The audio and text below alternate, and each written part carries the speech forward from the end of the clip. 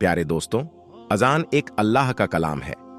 यानी कि अजान को किसी ने लिखा या किसी ने बनाया नहीं है, बल्कि अल्लाह की तरफ से हम इंसानों के लिए भेजा गया एक कलाम है, ताकि इसके जरिए से लोगों को नमाज के लिए मस्जिद में इकट्ठा किया जा सके।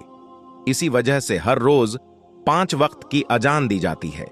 आज पॉलिटिक्स की वजह से भारत का माहौल कुछ ऐसा बन गया है कि जगह जगह पर लोग अजान पर ऐतराज करते हुए नजर आ रहे हैं। ये लोग शायद इस बात को भूल गए हैं कि जब अल्लाह का अजाब आता है तो इंसान को संभलने तक का मौका नहीं मिलता और इंसान तबाह और बर्बाद होकर रह जाता है।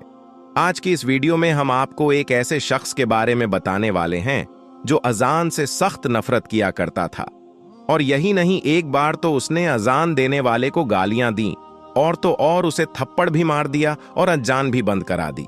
उसके बाद उस शख्स के साथ जो कुछ हुआ उसके बारे में जानकर यकीनन आप लोग भी हैरान और परेशान हो जाओगे। इसीलिए आज का ये वीडियो आप सभी के लिए बहुत ही खास है।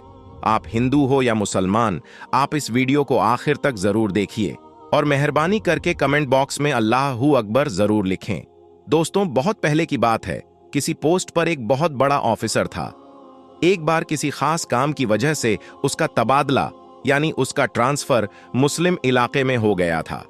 इत्तेफाक से उसको वहां पर रहने के लिए जो मकान मिला उसके करीब में ही एक मस्जिद थी जिसमें 5 टाइम रोजाना अजान दी जाती थी।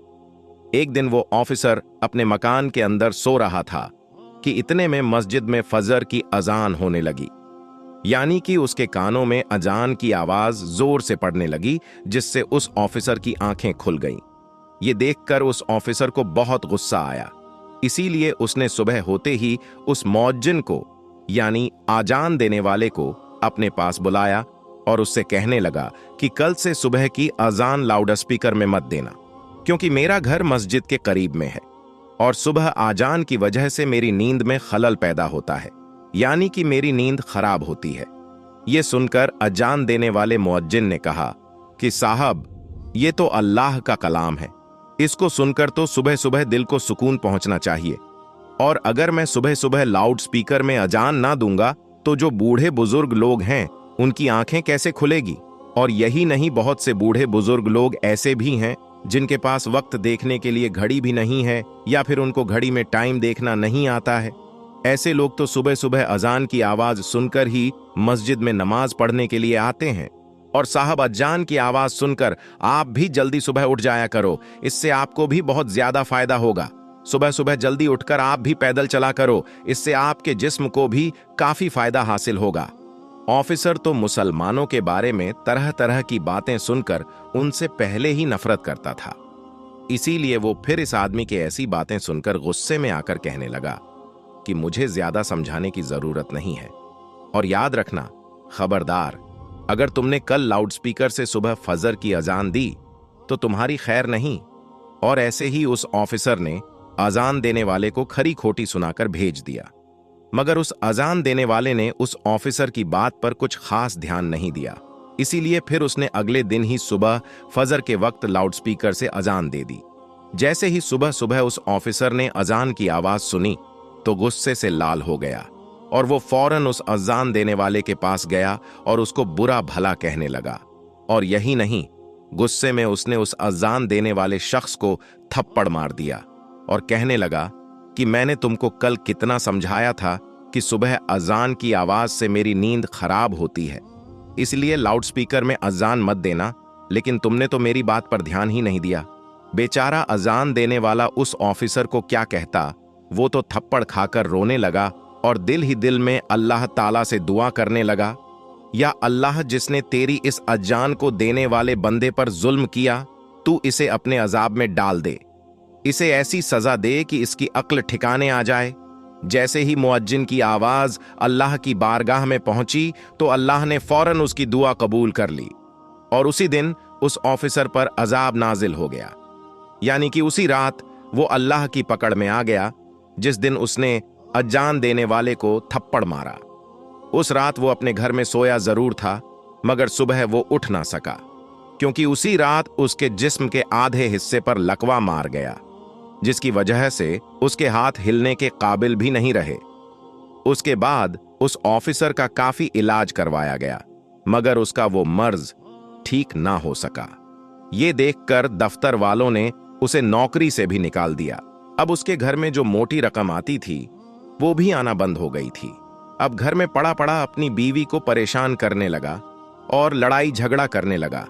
उसकी बेचारी बीवी उसकी खिदमत करती थी, उसे अपने हाथों से खाना खिलाती थी, उसके कपड़े बदलती थी, यानी कि हर तरह से उसकी देखभाल करती थी।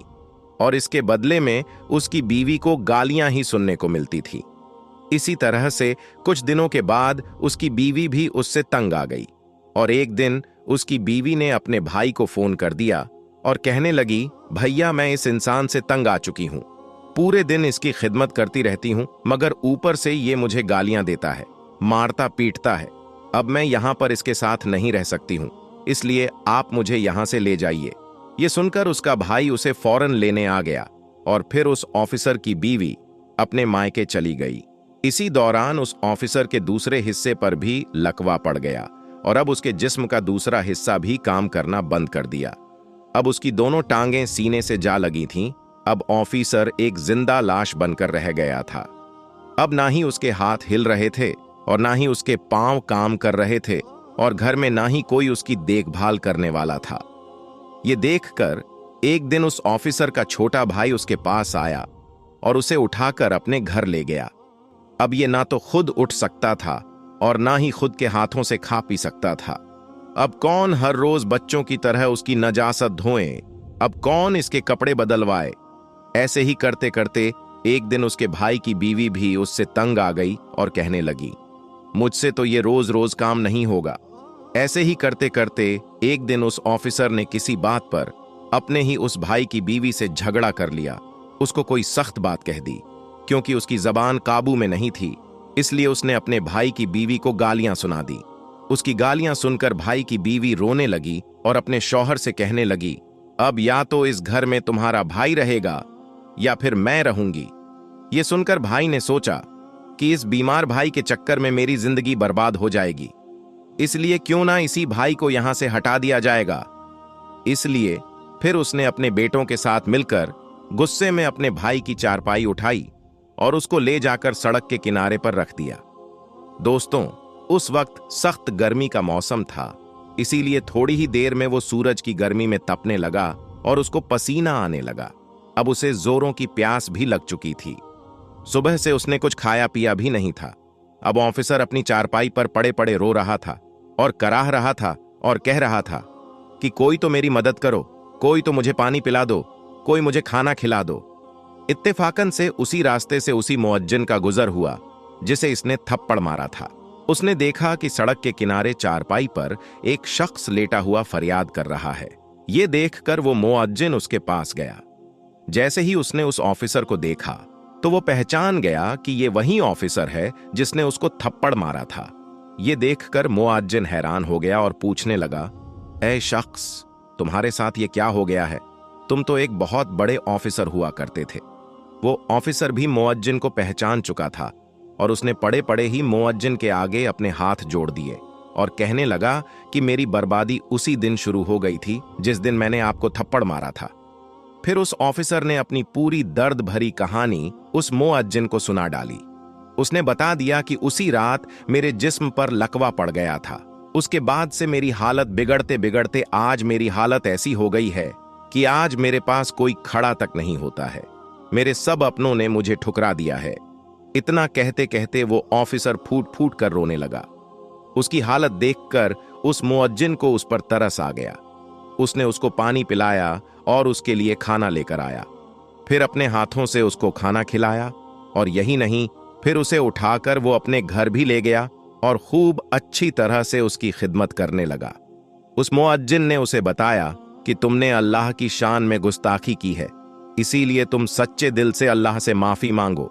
ये सुनकर वो ऑफिसर सच्चे दिल से अल्लाह की बारगाह में रो रो कर अल्लाह से माफी मांगता रहा और साथ ही वो मुअज्जिन उसके हक में दुआ करने लगा। अल्लाह ने फौरन उनकी दुआ को कबूल फरमाया और कुछ ही दिनों की खिदमत के अंदर ऑफिसर पूरी तरह से ठीक हो गया और वो उठकर चलने फिरने लगा। सुभान अल्लाह। तो दोस्तों, याद रखें, जो कोई जिस मजलूम पर जुल्म करता है उस पर फिर इसी तरह से अल्लाह का अजाब उतरता है। बाज मर्तबा इंसान अपनी औकात को भूल जाता है।